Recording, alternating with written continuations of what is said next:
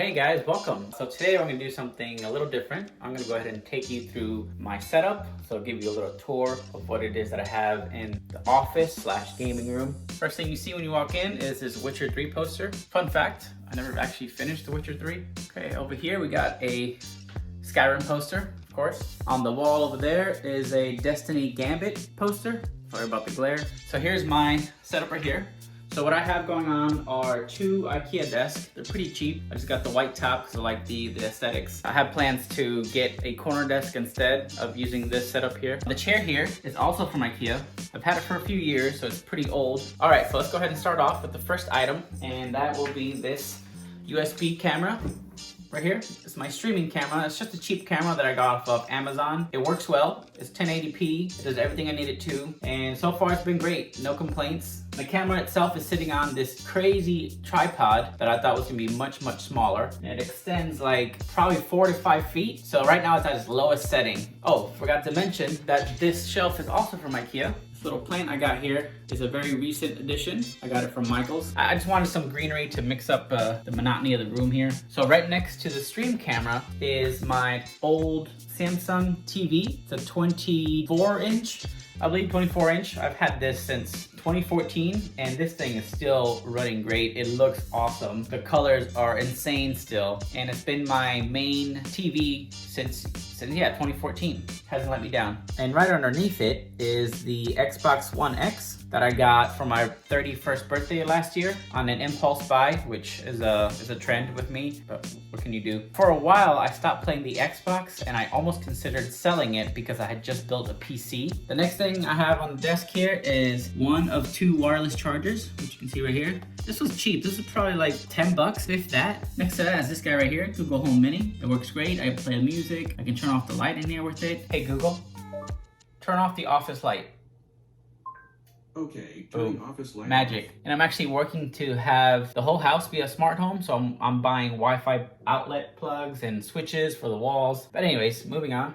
Sure, turning on office. Let's go ahead and move on to the next item here, and this is this bad boy right here. This is an Asus PG something 27-inch, an actual monitor, not like the TV here. It is 1440p resolution and can go up to 165 hertz, which is great for PC gaming. It's my first upgrade to this guy right here, which is still going strong. It's G-Sync compatible. It does swivel and goes up and twists, you know, all that pans, tilts. Moving on to the keyboard over here. This is a TechWare Phantom 87 key keyboard. The keycaps that you see are actually from HyperX. They're the pudding keycaps. It was a very cheap keyboard, but it had super awesome ratings on Amazon, and so far it's great. I mean, I have no complaints. I think the switches are Otemu blues or reds.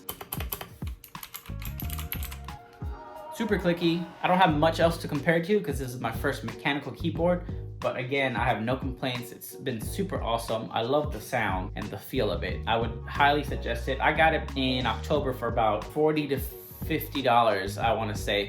Best purchase yet. Here we go, we got the mouse here. Is a Logitech G Pro wired. It was an updated version with the Hero sensor. No complaints, it's Logitech. It looks great, it's got RGB.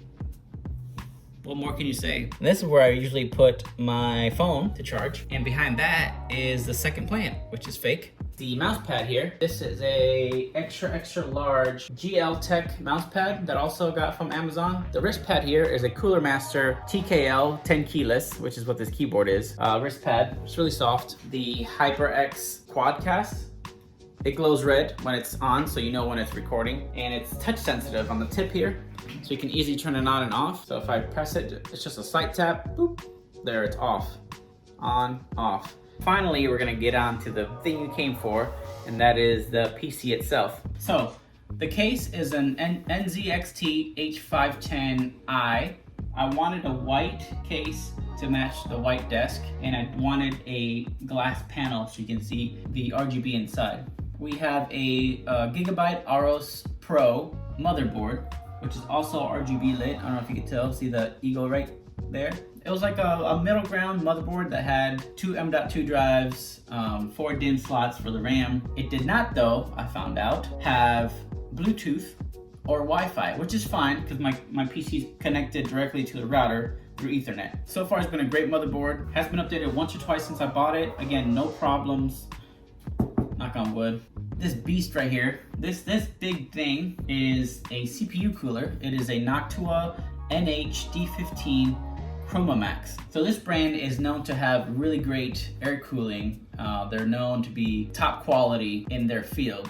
And usually their products are like a brownish and light beige color. And this was a newer product this year because I guess people were asking for a black look. And this is what they did. There's the Chroma Max. This thing's huge. It was scary to install. It was just terrifying. And what this guy is cooling underneath it is a Intel Core i9 9900K CPU unlocked. Oh, this thing right here. So when I got the idea to build a PC, I knew that I wanted the best stats and hardware for gaming. So at the time, that was what was available as far as like the best. For the RAM, I also wanted RGB, but I went with G.Skill Trident Z RGB. I originally had 16 gigs, so just 2 sticks. About a week or 2 ago, I decided to finally get 16 more. So now I have 32 gigabytes of RAM rated at 3200 speed, and they're running at full 3200 speed. Pro tip, when you install RAM, make sure that you enable the XMP profile on your motherboard settings, because you won't be getting the top speed, your full speed otherwise. So for example, if you buy a RAM that's rated at 3200 speed, when you first install it, it's gonna run at like 2133 megahertz instead of the full speed. So make sure you go into the motherboard settings and change your XMP profile to profile 1, or I think maybe enable it as a setting there. So don't forget that, very important. Inside here, in the bay here, I have a Corsair RMX 750 power supply. Also in there is a regular hard disk drive with 1 terabyte, and that is specifically for games. I think it's at 7200 RPM. I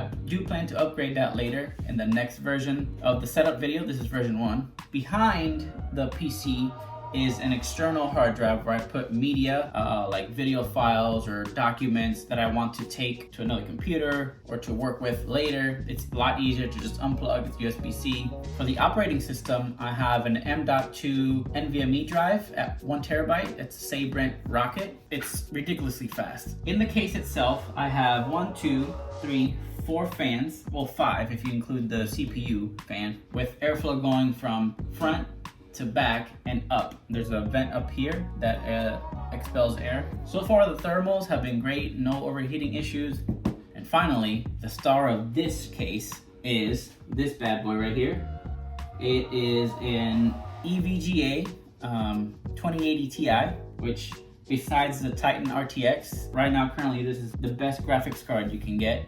I splurged and I won't be able to buy anything for the next 15 years, but that's fine. That's all I got. So that was pretty much the setup. I think I got everything. Hey guys, it's Future Me. I didn't really do a great outro to that video, so I just wanted to say thank you for watching. And if you liked what you saw, or if you have any questions, let me know by putting a comment down below, or just reaching out to me, and I'll be happy to help. Again, thanks for watching, and I'll see you in the next video.